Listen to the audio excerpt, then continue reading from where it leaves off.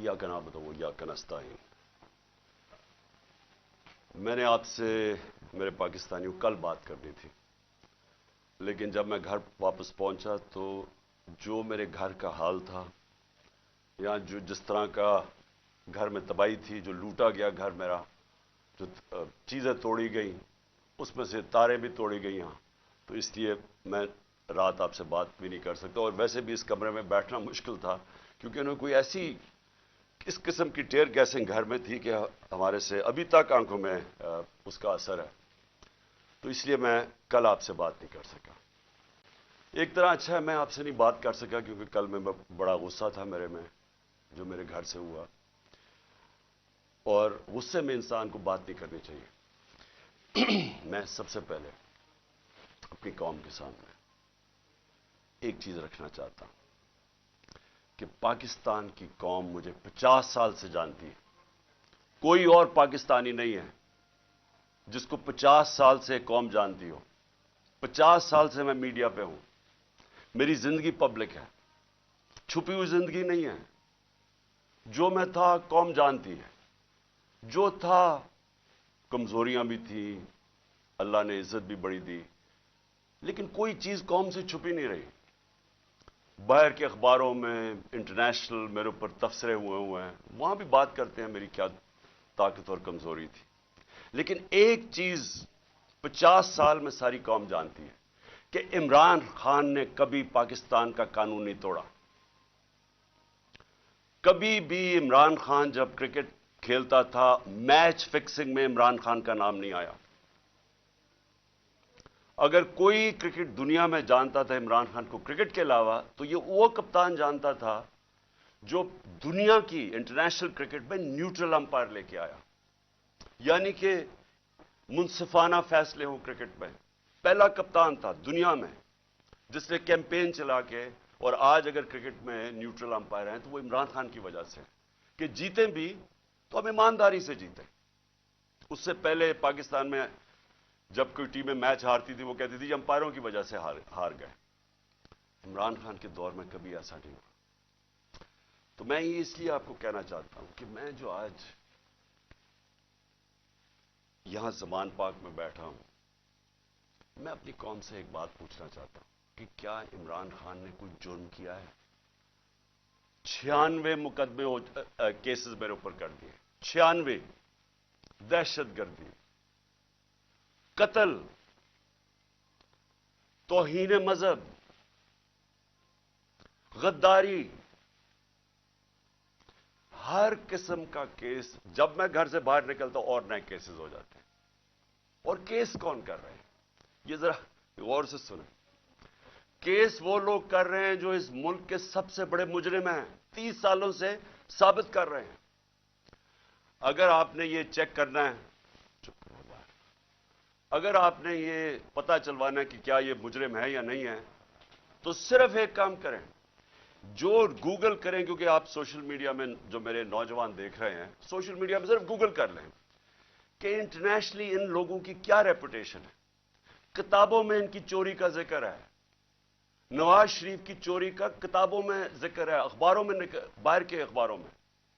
Capitals, Achilles heal वो पढ़ लें, वे ऑफ द वर्ल्ड वो पढ़ लें, सूस्किन की किताब, अखबार डेली मेल पे इनके आर्टिकल्स पढ़ लें। मैं बाहर की बातें कर रहा हूं। इनकी बकायदा करप्शन के ऊपर इनकी कहानियां लिखी हुई हैं कि कैसे मुल्क से पैसा चोरी करके ये बाहर लेके गए हैं।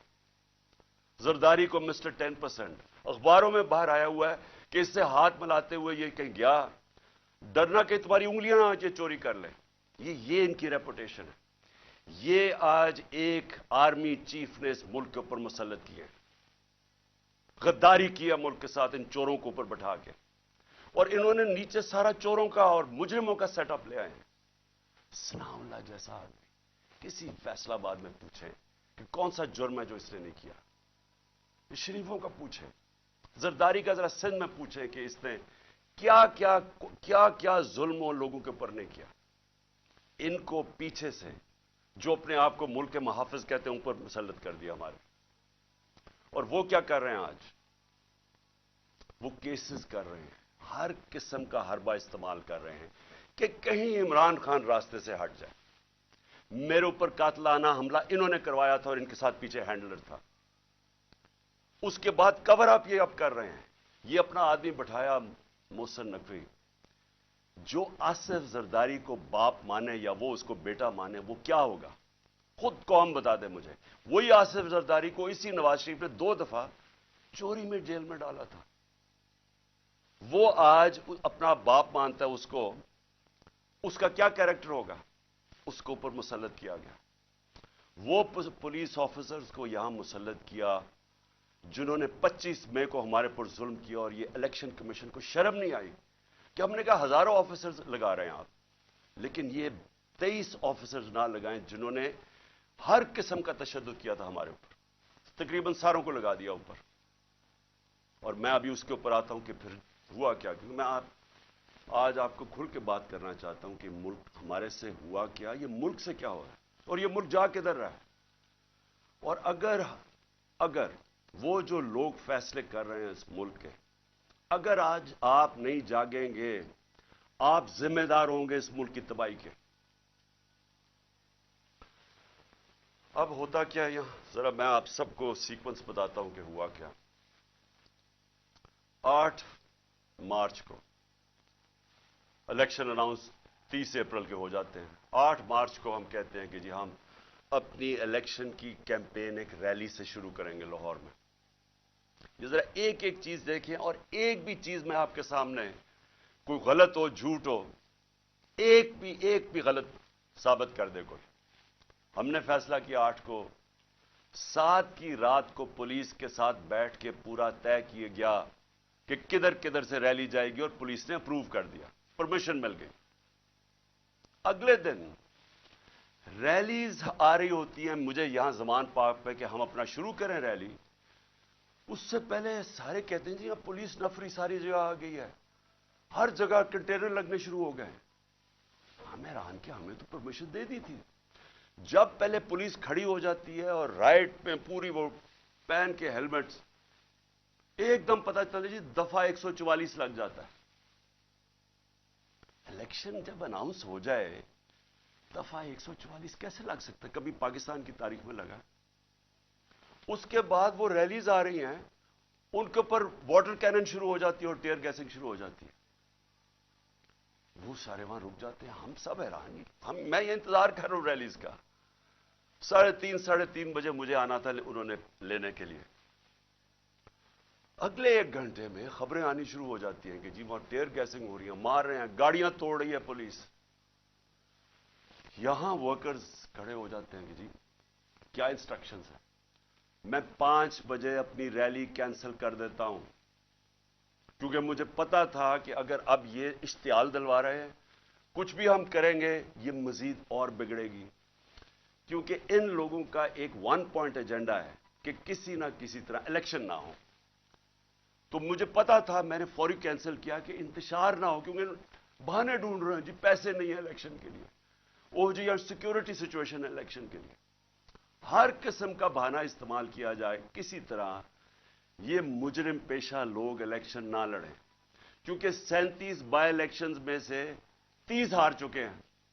इसके बावजूद कि पूरी एस्टैब्लिशमेंट की मदद थी इनके साथ, इलेक्शन कमीशन की मदद कर रहा था, उस सब के बावजूद ये 30 इलेक्शन हार गए 37 में से। तो ये तो भाग रहे हैं इलेक्शन से। जो आखिरी इलेक्शन हुआ उधर तो खुल के सब सामने आ गए, हर किस्म की और 40,000 से हार गए। इसलिए डरे हुए थे, हमें पता था, इसलिए मैंने रोक दिया। अगले दिन हमने कहा जी अगले दिन हम करते हैं। अगले दिन फिर पता चला जी नहीं जी आज PSL का मैच हो रहा है, आप भी कर सकते हैं। चलो जी, फिर हमने नहीं की। हमने कहा चला अगले दिन चले जाते हैं। उसके अगले दिन हमारी रैली होती है और माशाल्लाह बड़ी लाहौर की पब्लिक, जिसका मैं शुक्रिया अदा करता हूं, भरपूर तरीके से शिरकत करती है उसमें। मुझे तब ही शुरू हो गया था कि इनको खौफ आना शुरू हो गया। और उसके बाद ये मेरे घर के ऊपर ऑपरेशन शुरू होता है। और मैं आपको ऑपरेशन अब बताऊं क्या ऑपरेशन था। जरा आप पहले समझिए कि ये जो रेंजर्स आ गए हैं, 72 बंद गाड़ियां मेरे घर, 3 तरफ से जमान पार्क के ऊपर पुलिस की हजारों अटैक कर रहे हैं। था क्या इशू ये था कि इस्लामाबाद के एक कचहरी के अंदर میں نے ان کو یہ کہا تھا کہ یہاں سے کیس شفٹ کر دیں، کیونکہ حکومت کوئی سیکیورٹی مجھے نہیں دے رہی تھی۔ حکومت خود کہہ رہی ہے میری جان کو خطرہ ہے، مجھے پتہ ہے میری جان کو خطرہ ہے، جنہوں نے مجھے قتل کرنے کی کوشش کی وہ تو سارے اقتدار میں بیٹھے ہوئے ہیں۔ تو میں نے وہاں یہ کہا کہ یہ شفٹ کر دیں کیس، اور میں نے صرف حاضری لگانی تھی، وہاں کوئی ٹرائل نہیں ہونی تھی، میں نے صرف جا کے عدالت میں حاضری لگانی تھی۔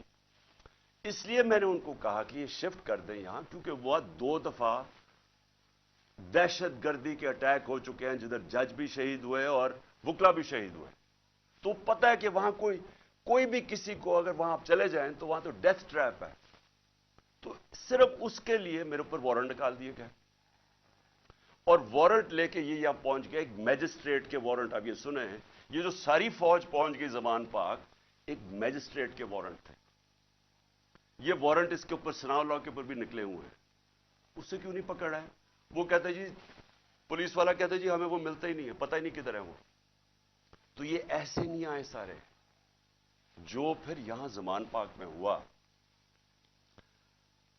جس طرح کا حملہ کیا گیا نواز زمان پاک، ٹیئر گیس، اتنی ٹیئر گیس کہ یہاں آپ اندازہ نہیں لگا سکتے، کہ میں نے دکھایا کتنے شیلز مارے گھر کے اندر، واٹر کیننز لوگوں پہ ماری، وہ والی اصل گولیاں بھی چلائی، کارتوس بھی چلائے، ربر بلٹس بھی چلائیں۔ اور اس کے بعد یہاں میرے گھر کے اوپر کبھی آج پاکستان کی تاریخ میں اس طرح ہوا ہے کہ ایک پولیٹیکل لیڈر کو صرف اس نے حاضری لگانی تھی اسلام آباد میں، جو میں کہہ رہا ہوں کہ میں جا رہا ہوں 18 کو، جو میں کل گیا ہوں، میں نے کبھی بھی نہیں کہا میں نہیں جا رہا، میں نے ایشورٹی بانڈ دیا۔ قانون یہ کہتا ہے کہ اگر آپ ایشورٹی بانڈ دے دیں، جو میرے وکیل اشتیاق خان نے دے دیا تھا، وہ اچھا ٹی وی پہ بتایا، جان کے ڈی آئی جی نہ ملے، ہم ٹی وی پہ بتایا کہ ہم ایشورٹی بانڈ دے رہے ہیں، اور قانون یہ کہتا ہے کہ اگر آپ ایشورٹی بانڈ دے دیں تو اس کے بعد پولیس آپ کو اریسٹ نہیں کر سکتی، وہ جان کے نہ ملے۔